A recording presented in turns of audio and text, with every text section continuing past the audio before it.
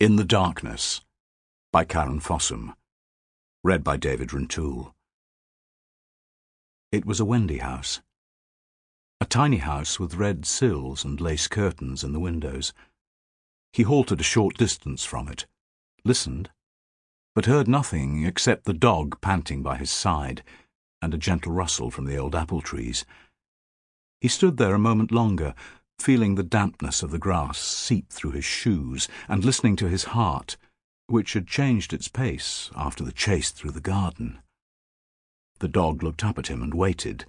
Condensation poured from its great jaws. It sniffed the darkness tentatively. Its ears quivered. Perhaps it could hear sounds from within that he couldn't detect. He turned and looked back at the detached house behind them, its lit windows, its warmth and coziness. No one had heard them, not even when the dog barked. His car was down on the road, with two wheels on the curb and the door open. "She's frightened of the dog," he thought with surprise. Bending down, he grabbed him by the collar and approached the door with slow steps. There certainly wouldn't be a rear exit in a little house like this, or even a lock on the door. It must be plaguing her now. If it hadn't the moment she'd shut herself in, the thought that she'd fallen straight into a trap. No way out. She hadn't got a chance. Chapter 1. The courthouse was a gently curving, grey concrete building of 7 stories, and an effective windbreak for the town's main street, taking the sting out of the driving snow from the river. The porter cabins at the rear were sheltered, a blessing in the winter. In summer they stewed in the stagnant air. The facade above the entrance was adorned with an ultra-modern Themis and her scales, which, at a distance, from down by the Statoil depot, for example, looked more like a witch on a broomstick. The police service and the county jail occupied the top 3 floors, as well as the porter cabins. The door swung open with an ill-tempered groan. Mrs. Brenningen started and placed a finger on her book, after the phrase, "the balance of probability."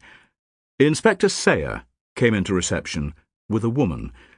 She looked as if she'd been in the wars. Her chin was grazed, her coat and skirt were torn, her mouth was bleeding.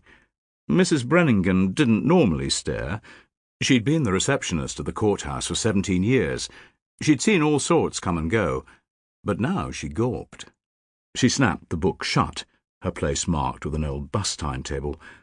Sejer laid a hand on the woman's arm and led her to the lift. She walked with her head down. The doors closed. Sejer's face was impassive. It was impossible to tell what he was thinking. It made him look severe, though in reality he was merely reserved, and behind the stern features dwelt a soul that was kindly enough. But he wasn't given to warm smiles, employing them only as icebreakers when he wanted to gain access to people, and his praise was reserved for a select few. He closed the door and nodded towards the only chair, pulled a handful of tissue out of the dispenser above the wash-basin, moistened it with hot water, and offered it to her. She wiped her mouth and looked around. The office was rather bare, but she studied the child's drawings on the wall and a small plasticine figure on his desk, which bore witness to the fact that he did indeed have a life outside these Spartan surroundings. The figure was supposed to represent a rather prolapsed policeman in a violet-blue uniform, with his stomach on his knees and wearing oversized boots. It didn't much resemble the original, who was now sitting looking at her with grey, earnest eyes. There was a tape recorder on the desk and a compact computer. The woman peered furtively at them and hid her face in the wet tissue paper. He left her in peace.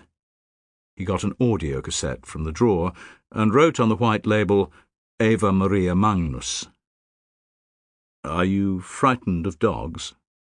he asked kindly. She glanced up. "In the past, perhaps, but not any more." She crumpled the tissue into a ball. "I used to be frightened of everything. Now there's nothing I'm frightened of at all." Chapter 2. The river cascaded through the countryside, splitting the cold town into 2 shivering grey flows.